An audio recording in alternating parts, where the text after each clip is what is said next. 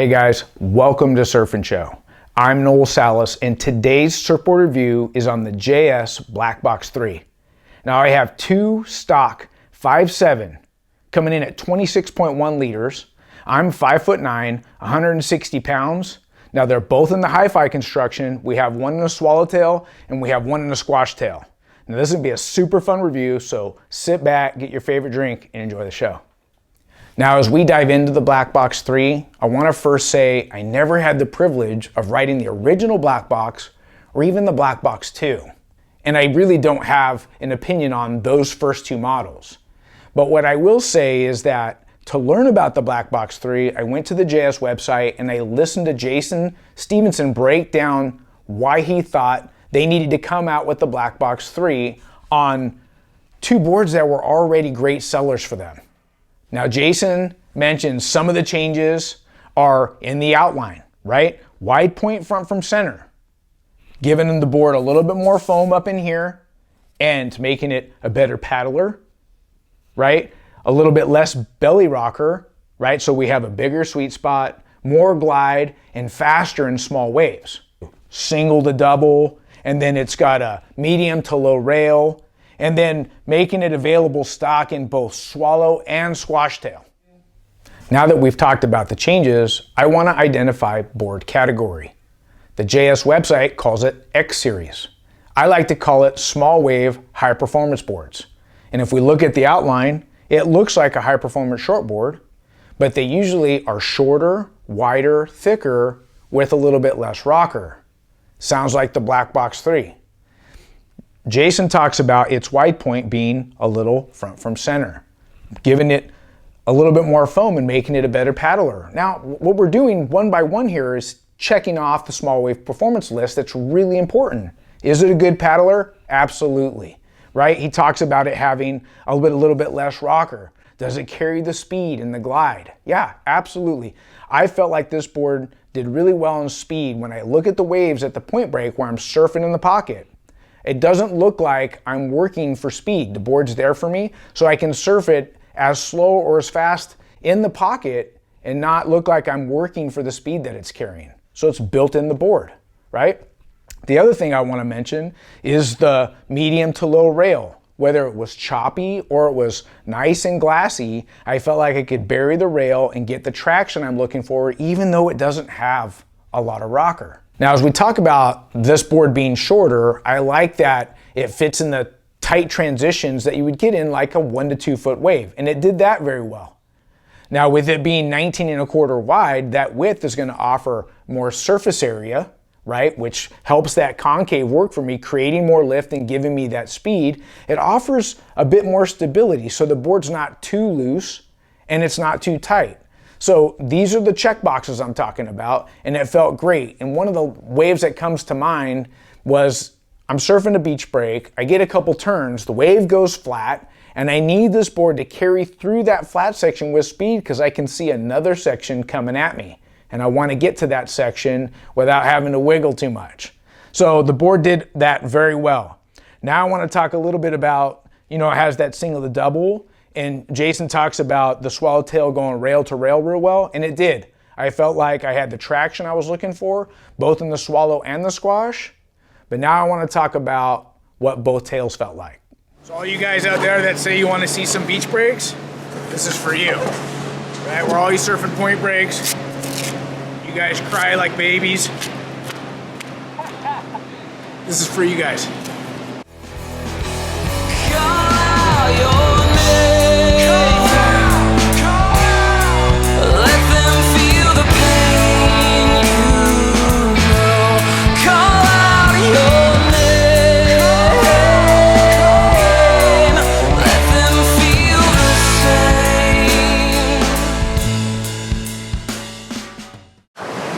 How'd it go out there? Yeah, so waves are pretty quick. Beach breaks are like that.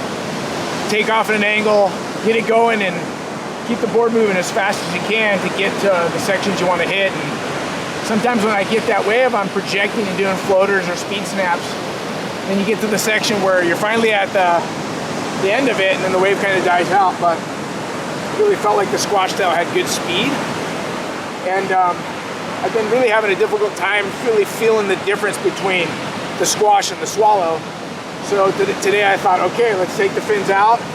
Let's put it in the swallowtail, and in the same session, same waves. That's really the best way to really feel the difference between both boards.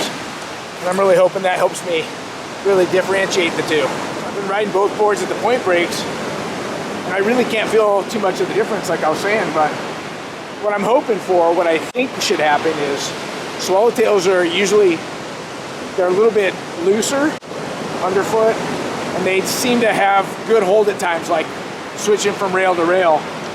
So that's what I'm thinking is going to happen. But like I said, it's been difficult to see the difference. But this will be the first session in the whole review process that I've actually got both boards down and switched, rode one for a little bit, and then come in and switch to the other. But for me, I chose the reactors because they're really super upright. And I really like these fins. I feel like they go rail to rail real quick, makes my turns fast, and it feels good in this board. We're out there.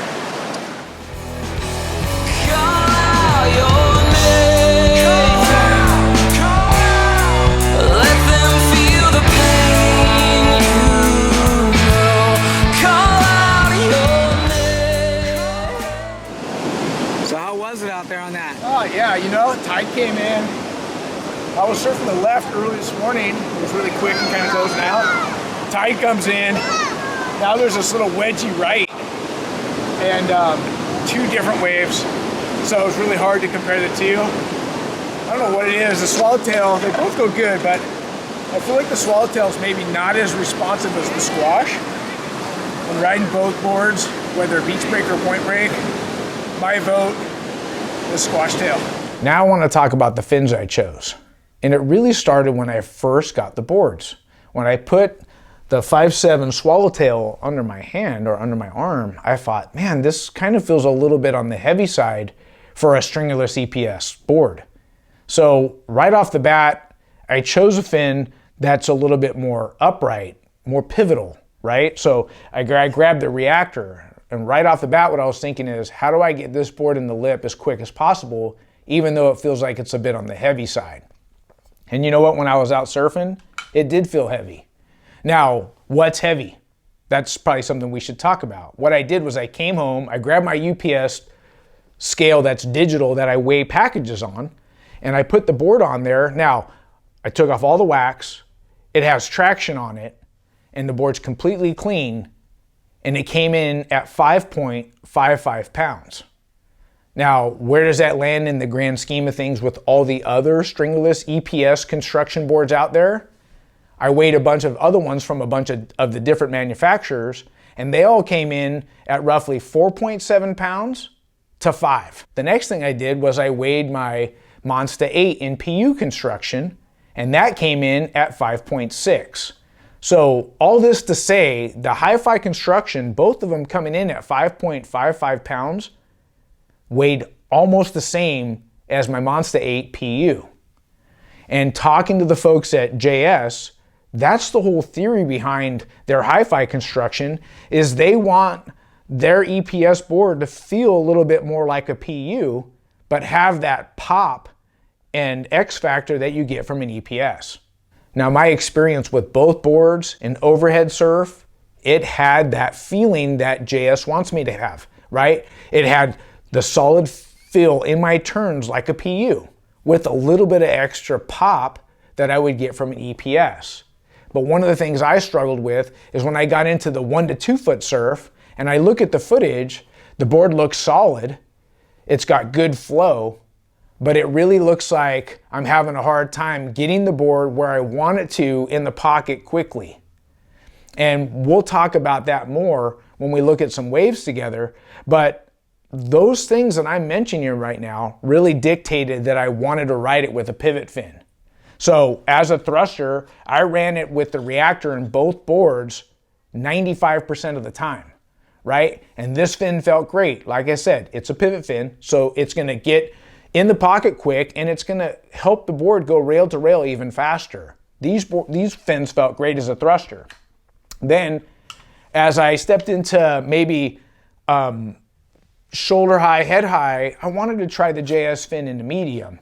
And what I'm looking for is just getting the board a little bit more playful. And I really felt like these didn't have the fin depth that I was looking for, but I still got a couple good turns on them.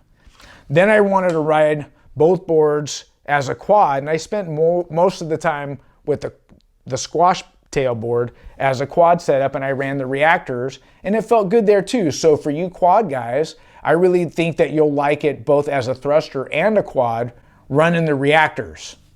Now, if you're a futures guy and you're gonna pick up one of these boards, what's comparable to the reactor as a thruster?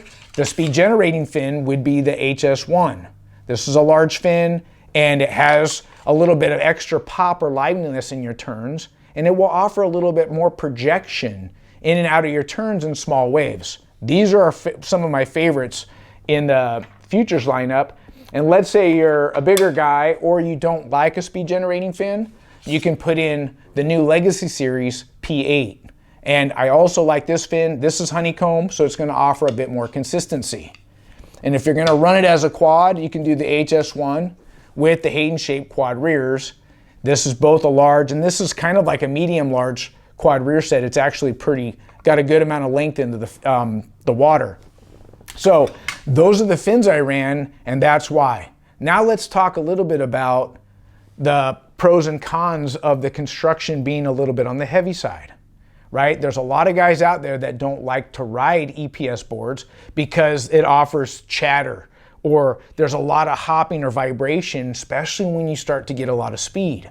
And I mentioned that with that medium to low rail, the board really sat down in the water on my turns, and that extra weight, especially when the waves got bigger, the board felt solid. So for you guys out there that have ridden EPS boards in the past and you really don't like the feel of that chatter or super light feel underfoot, I think you'll really like the HYFI construction stock. Now, if you're like me, in 1 to 2 foot surf, I'm looking for the board to be a little bit lighter. I have a tendency to like my boards around 4.8 pounds, 5 pounds. And what I'm looking for is if that board's light underfoot, I can get up and get it going and get some speed down the line real quick. Or if I see a section and I hit it and I come off the bottom, I can get it back in the section again real quick. That stuff really matters. The other thing I noticed about the HYFI construction on these two boards is if I like my leaders to come in at around 25 and a half, 26, it's pretty true to flotation under when I'm paddling. Usually my EPS that come in at that high 4s or at like 5 pounds, they have that extra half a liter in flotation that I want in an EPS, especially in 1 to 2 foot surf. So if I like 25.5 liters, most other EPS stringless constructions, I can order it at 25. So for you guys looking to buy one of these boards, you can buy it across the board, whatever your normal PU is. Now I want to say this is a preference, and for you guys that like an EPS and you want it to be light, quick, and snappy, I don't feel like it offered that for me in 1 to 2 foot surf. I felt like it was better in the 3 to 5. I would even push this board a little bit bigger and say this board's a great daily driver / small wave performance board, but I probably would have went with a regular EPS or some kind of Team Light PU glass, or you can even order the HYFI construction and ask them to glass it lighter and get it about 5 pounds. So let's look at some waves together. We'll start with the smaller waves in the 1 to 2 foot range, and it's really about the board being heavier. The board's still drawing good lines and carrying good flow and speed, but I really feel like my turns are a tad delayed.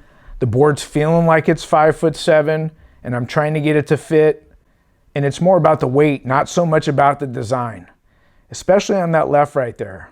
Now this right, I'm going fast. This turn felt great. There's some power there, but delayed on that turn right there. So let's look at the swallowtail on some waves that got a little bit more push or power to them. It's really solid off the bottom. I really feel like the board is throwing good spray and it has good flow, especially when the wave gets a little bit more hollow. Look at the drive down the line real well. Nothing real trick, but you can see because the board has weight, it's getting me where I want to go, and it's throwing a lot of water. That turn felt good there. Now in this little left right here, I feel like the flow is really good. Good combination. Tail gets loose, right back in the pocket again. But this turns a little bit slower as the weight of the board, I can feel it underfoot as the wave gets smaller. So let's look at some waves on the squash tail together. I really like the flow this board has, especially on this wave. Top to bottom surfing, not a lot of hesitation with a solid finish right there. Now looking at this right, cleaner. Nice top turn, throwing good spray, right back into the pocket again. This left, this is the beach break. You can see there's some wonk there, but the board feels solid. It's getting through that flat section, able to end that with some good speed. Now this little right, watch the spray here. Nice turn, board projecting really well. Well guys, I hope you enjoyed today's review on the JS Blak Box 3. For me on the X series, if we're comparing it to the Monster Box and the Air 17X, I really feel like the Blak Box 3 caters to that beginner intermediate all the way to expert levels, having really fun in that 1 to 4 foot surf, being the most user friendly. I really feel like the Monster Box more of a daily driver that really shines bright in 3 to 5. And then the Air 17X is kind of like that upper end intermediate all the way to like the Julian Wilson want to be competitive in 1 to 2 foot surf. That board needs to be surfed well, and it's a little bit more demanding, but it carries that speed that you'd expect out of a small wave performance board. Look guys, I hope you enjoyed today's review. If you like the show, subscribe. You can also find us at surfandshow.com. Special shout out thanks to the folks at JS for sending these boards down for review. Until next time, we'll see you in the water. Bye-bye.